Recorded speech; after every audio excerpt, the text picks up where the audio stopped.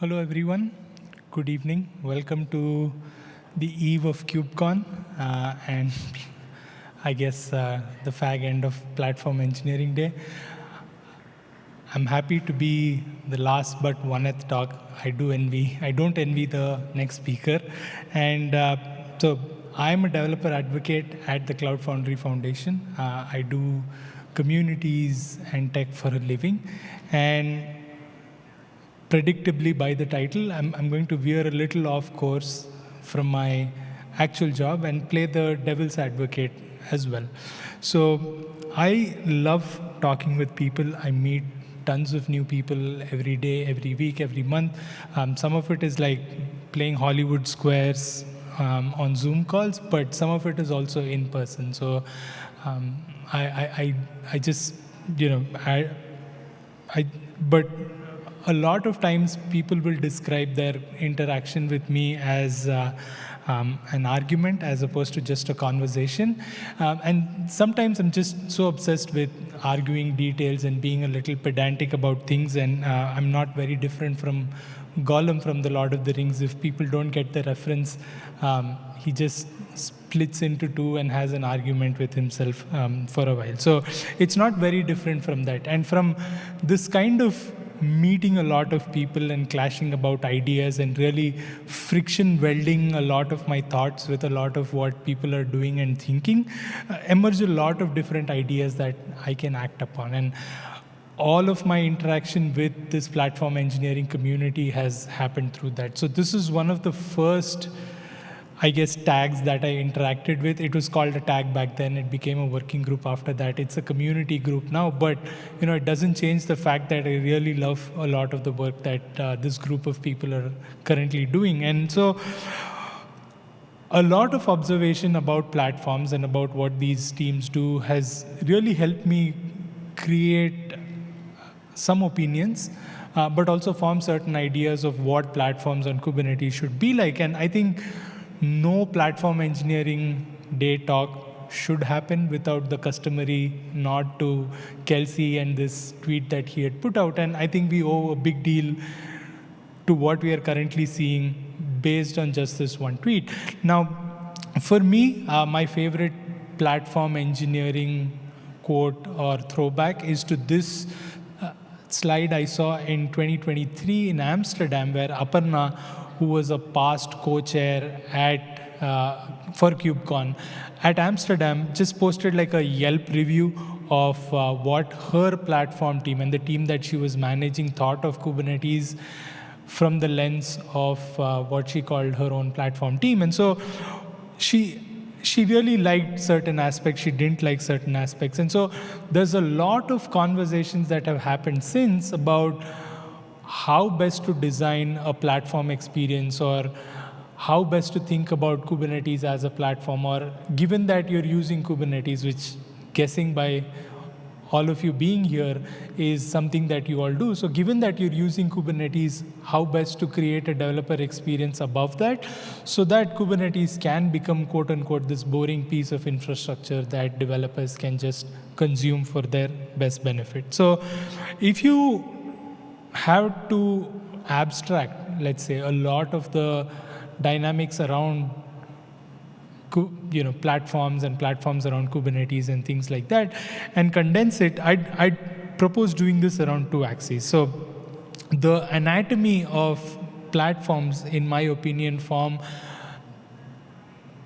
over a foundation of what are services, or essentially different pieces of software. Now, these could be APIs, these could be SDKs in some cases, I guess, but any software artifact that needs to be consumed is at the foundation of this.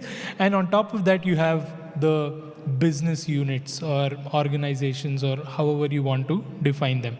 Now, individual software engineers, either as a group or as a team, then consume within these departments all of the services that they're supposed to consume, and they build applications that connect with these underlying services. And so your entire notion of platform, I think, is built on this being the model where there's lots of applications run by a handful of teams who belong to a small finite number of business units who basically need the ability to self-serve for themselves. And so that's enabled by who or what we call the platform team in some cases. But because we're all like, hipsters who write TypeScript and Rust, and we have to do like DevOps and all of that, this might just be a bunch of different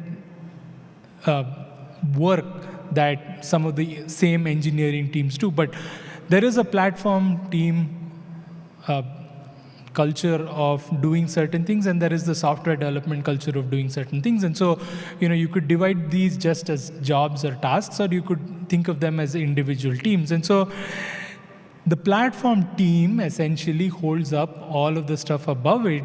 And in my opinion, Planko is like the perfect platform engineer. He's the only one capable of holding up both literally and figuratively a whole bunch of different things. If you've not met him, I'm sure you'll run into him during the course of the next 3 days. But if you plot this on like a space-time,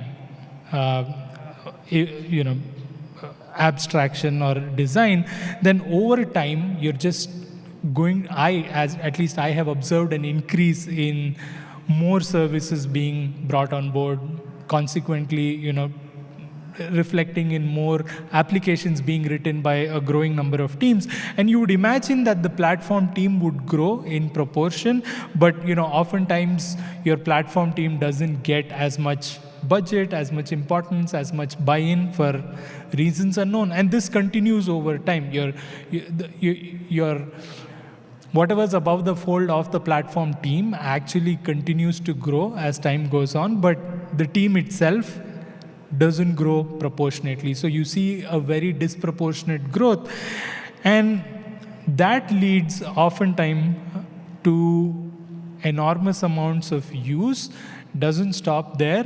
It's often very tasking for the platform team itself, because a lot of times the stuff they write gets used in manners that they don't even imagine it. So here's like a bunch of different statements, and I'm going to make some counter arguments. And so the developer advocate in me says, CTOs make informed decisions when thinking about platforms. They read stuff, or they at least used to read stuff on Stack Overflow when that was a thing. Now, depending on which side of the bed they wake up from, they pick up the top ranking article from Hacker News and they post that to everybody and say, hey, we need to do a new platform today. And so they might listen to a podcast or two, but now they just ask their favorite generative AI tool if they need a platform tool or if they need to re-platform, and these are the tools they're using and what new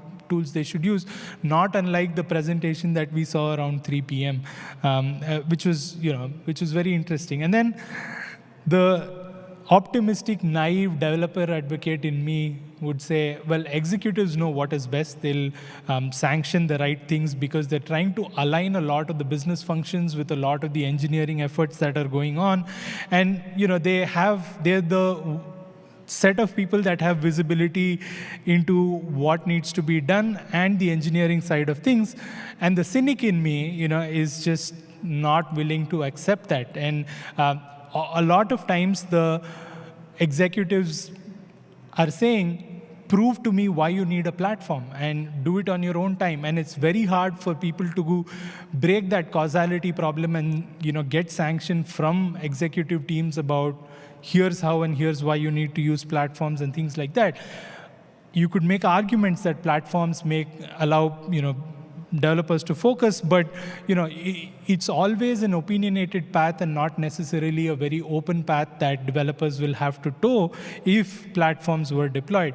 Another popular argument for platforms is the increase in developer productivity, but a lot of times it comes at the cost of having to manage code that's coming from somewhere else and opting these new patterns and behavior that developers are not used to. And you could make so many arguments and counter arguments about how platforms are great for strategy, but it's just, marketing hype at the end of the day. And it really doesn't meet the demand in the way that people are going to expect it to. So I'll use the two words that I think developers hate the most, or at least I did when I was a developer. One argues for it being operational expense, one argues for it being capital expenditure, and beyond a certain point, I don't even know what those two mean. But we've all heard the build versus buy argument as well, and nobody wants to really break through that and do like an open source path, because you have all these compliance issues, and you could continue this argument infinitely. But I think what ultimately happens and where friction actually lives is because we tend to ignore the human factors in the entire equation. And platforms come with a lot of information around what your team sizes are, what context you're operating in, and what workloads you're using. I hate to say this before KubeCon, but Kubernetes is not necessarily required for everybody who's writing software. And obviously, nobody is going to call their baby ugly, even if it was something like Makefiles that was deploying things. So Abby summarized it best this morning when we were having a conversation where she said platforms are unique to your business, but quite common to your teams. And if you don't know who Abby is, I'm sure you will by tomorrow. But I think that's a very profound statement to make about platforms. I'm happy to continue this conversation on social media. Feel free to reach out, or just find me at the Cloud Foundry booth later in the sponsor showcase. But thank you so much for being a very patient audience, and thank you Platform Engineering Day Program Committee for selecting my talk.